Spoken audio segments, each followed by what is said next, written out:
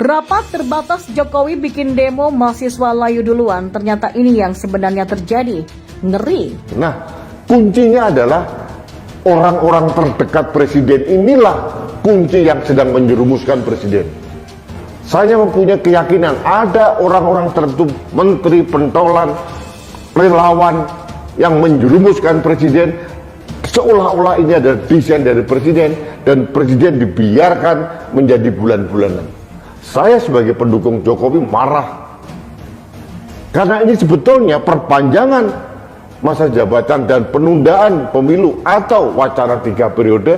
Sebetulnya mereka sendiri ingin langgeng dalam kekuasaannya, ikut nempel di Presiden Jokowi, tapi mereka lupa dan membiarkan Presiden Jokowi dihajar habis-habisan. Karena bisa jadi aksi adik-adik mahasiswa akan ditumpangi oleh abah-abah kadrun. Itu yang kudu diwaspadai. Ini kan demo mahasiswa, baik mahasiswa D3 atau S1 dari beberapa kampus. Bukan demo mahasiswa pasca sarjana ya. Udah tua. Masa 11 April nanti demo sambil bawa tabung oksigen gitu ya. Yang jelas, meskipun sudah diklarifikasi, dibantah oleh BEM SI bahwa turunkan Jokowi bukanlah merupakan bagian dari agenda atau tuntutan mereka, tapi kita sudah tahulah ya, kita sudah ngerti arah mereka kemana, mereka berasal dari mana, diakomodir oleh siapa saja. Semua ya namanya manusia yang penuh keterbatasan. Kita tentunya tidak mampu untuk mengumpulkan segala data-data dan bukti-bukti otentik untuk membuktikan asumsi kita. Ya, mendadak para mahasiswa tidak jadi demo di Istana Negara, tapi mereka mengalihkan demo ke gedung DPR. Menurut saya ini mungkin ada kaitannya dengan pernyataan Jokowi tidak lama ini. Salah satu tuntutan mahasiswa adalah menolak perpanjangan masa jabatan presiden atau penundaan pemilu, dan tuntutan itu sudah dijawab dengan tegas Presiden Jokowi sehari sebelum demo digelar.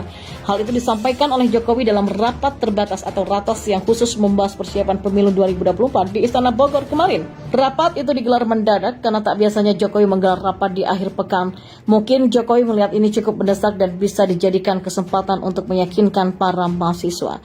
Rapat ini dihadiri sejumlah menteri seperti Mahfud MD, Erlangga Hartarto, Luhut, Tito Karnavian, Kapolri, dan juga Panglima TNI Andika Perkasa.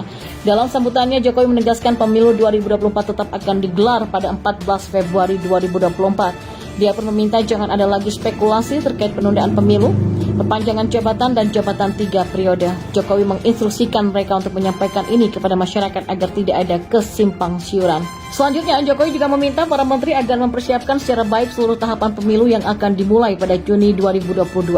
Jangan sampai muncul spekulasi-spekulasi yang isunya beredar di masyarakat bahwa pemerintah tengah berupaya melakukan penundaan pemilu atau spekulasi mengenai perpanjangan jabatan presiden dan juga yang berkaitan dengan soal 3 periode, kata Jokowi. Poin penting berikutnya adalah Jokowi akan melantik Komisioner KPU dan Bawaslu untuk periode 2022 sampai 2027 pada Selasa besok.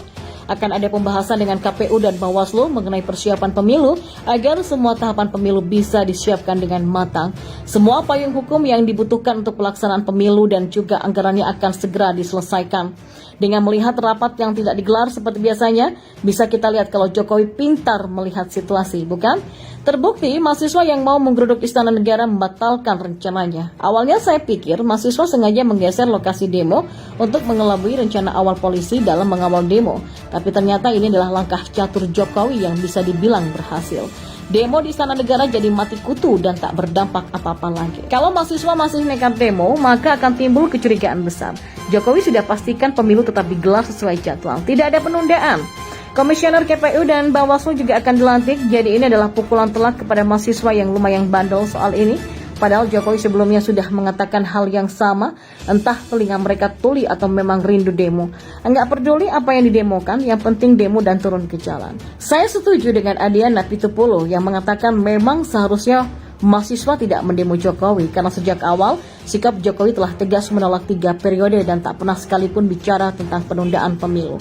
Harusnya yang didemo mahasiswa itu menteri-menteri yang selama ini lantang bicara wacana penundaan pemilu dan presiden 3 periode. Yang bicara siapa, yang didemo siapa. Ini adalah salah alamat. Mereka mahasiswa tapi pola pikirnya terbalik seolah tak pernah sekolah. Mau menuntut sesuatu silahkan, yang waras-waras saja. Kalau bisa tuntut hukuman mati atau miskinkan koruptor. Saya yakin bakal banyak yang mendukung demo seperti ini. Enggak, lihat tuh banyak koruptor yang hukumannya ringan sekarang. Pernah lihat nggak koruptor nangis ketika di penjara? Mereka malah santai dan dada-dada sambil senyum-senyum kayak kontestan Miss Universe. Jangan demo dengan tuntutan aneh-aneh ala demo PA 212 yang tujuan akhirnya adalah meminta Jokowi turun dari jabatannya lalu pulang ke rumah sambil nenteng nasi bungkus. Kita lihat saja bagaimana perkembangan demo ini. Kalau aksi damai biarkan saja, tapi kalau sampai rusuh jelas ada bohir yang bermain di belakang layar. Ini bukan demo, tapi upaya bikin kerusuhan dengan kedok demo dan kebebasan berpendapat. Kebebasan berpendapat dari Hong Kong. Polisi juga nggak terlalu bicara soal pendekatan humanis. Buat pengecualian yang anarkis sikat aja di tempat dan gak usah pandang bulu. Nah, mengapa dengan muncul dan berkembangnya wacana 3 periode dan penundaan pemilu tidak membuat masyarakat menunjukkan gejolak penolakan? Karena masyarakat mempercayai bahwa Jokowi adalah sosok pemimpin yang taat dan patuh pada konstitusi negara.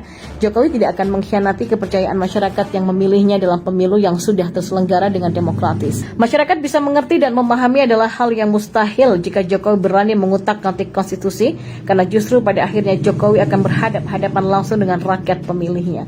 Itulah sebuah kepercayaan berat yang harus dipikul Jokowi di 5 tahun jabatannya yang kedua. Oleh karenanya wacana Jokowi 3 periode dan penundaan pemilu tidak begitu diributkan, bahkan sama sekali tidak terlintas dalam pikiran rakyat yang mendukungnya. Inilah inteleksnya rakyat yang makin lama makin cerdas memahami makna sebuah konstitusi. Kalau masyarakat kecil saja bisa membaca situasi, mengerti dan percaya pada presidennya, masa sih para mahasiswa berubah berintelektual prismatis? Intelektual yang sama harus lebih pahami kemana arah tujuannya. Jadi memang ibarat sebuah puisi prismatis, kita sebagai pembacanya harus menafsirkan makna diksi yang dipilih sang penyair. Keributan, kegaduhan, mencak-mencak sekaligus naiknya tensi sampai ke ubun-ubun hanya dirasakan oleh kelompok-kelompok yang memang selama ini membenci Jokowi saja. Orang-orangnya yaitu itu aja, orang-orang yang sakit hati maupun kelompok yang memang sejak awal berusaha memaksakan ideologi selain Pancasila dengan berbagai cara. Mereka masih saja bergerak mengendap-endap karena ormas mereka dinyatakan terlarang berada di bumi Indonesia. Saat ini para mahasiswa tidak lagi bisa disebut sebagai demo yang mewakili kehendak rakyat, karena rakyat sendiri tidak menghendaki adanya demo yang tidak jelas arah dan tujuannya. Mengapa saya mengatakan demo tidak jelas? Karena sudah dinyatakan oleh Jokowi bahwa tidak akan ada penundaan pemilu. Pemilu tetap dilaksanakan 14 Februari 2024. Kalau saja para mahasiswa belum mengerti, bahkan tidak mengerti bagaimana ketegasan Presiden dalam hal pelaksanaan pemilu, lalu apa dan bagian mana dari tanggapan Presiden yang tak bisa diterima? Kalau tuntutan utama mereka sudah terjawab dengan tegas dan jelas bahwa Jokowi sebagai presiden tidak akan melanggar konstitusi hanya demi kepentingan kekuasaan. Artinya Jokowi sebagai presiden memang mengerti dan taat konstitusi. Intelektual, cara pandang, cara menyikapi dan cara mengekspresikan sebuah tuntutan para mahasiswa kali ini benar-benar hanya menjadi sebuah olok-olok dan cibiran masyarakat. Mengapa demikian? Karena demo yang mereka lakukan ibarat hip-hip hura-hura lepas sesaat dari kegiatan perkuliahan. Tindaklah para mahasiswa pendemo itu tanggap dan paham bahwa aksi mereka riskan ditunggangi. Kepentingan-kepentingan politik yang hanya bertujuan untuk mengacaukan stabilitas keamanan. Tidakkah para mahasiswa pendemo paham bahwa pergerakan yang mereka lakukan ini membuat orang-orang dan kelompok-kelompok anti kemajuan Indonesia bertepuk tangan gembira? Terlebih lagi, jika kemudian bersamaan dengan pergerakan demo mahasiswa muncul pula tuntutan Jokowi mundur. Dapat dipastikan demo ini benar-benar ditunggangi kepentingan politik gerombolan sakit hati sekaligus pembenci Jokowi. Membaca berbagai berita yang telah berkali-kali diteruskan pada WhatsApp grup penulis, nampak sekali ya mana yang tersirat menunjukkan ketidaksukaan pada pemerintah, tentunya dengan menambahkan narasi-narasi yang provokatif. Ini memang bukti nyata kebencian telah berhasil merasuk dalam darah. Mungkin saja jika mereka ditanya mengapa kamu membenci pemerintah, saya yakin tidak akan menemukan jawaban yang mereka masuk akal berdasarkan nalar yang benar. Rata-rata jawabannya paling karena menurut mereka Jokowi gagal dalam membangun Indonesia tanpa mau membuka mata terhadap realitas kemajuan Indonesia saat ini. Tapi biar saja, toh mereka tetap menjadi pembenci dan kebencian itu akan dibawanya sampai saat menemui 7 bidadari. Sudah saatnya cara evaluasi mahasiswa terhadap kinerja pemerintah bukan dengan cara berdemo, seolah menunjukkan diri bahwa mahasiswa mempunyai kekuatan yang untuk menekan. Harus berbedalah, masa mahasiswa sebagai kaum terpelajar yang punya kampus beneran mau disamakan dengan mereka yang hanya punya sebutan alumni mendatangi Monas yang memang membuka lapak dagangan demo. Saat para mahasiswa yang dikenal sebagai kaum intelektualitas ini menggunakan intelektualnya dengan benar, bermartabat dan juga beretika dalam rangka menyampaikan tuntutan, masa harus diajari lagi.